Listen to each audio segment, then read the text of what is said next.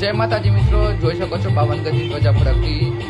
આજે હું પોકી ગયો દીપેશ્વરી ધામ ઉમટડા.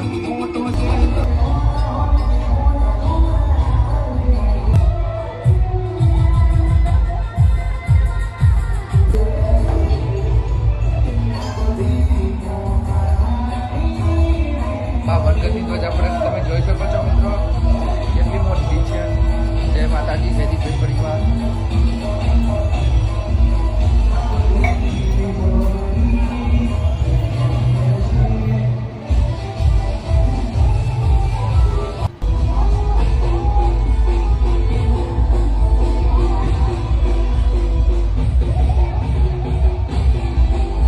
માતાજીના દર્શન કરીને નીકળી ગયા ઘરે મિત્રો.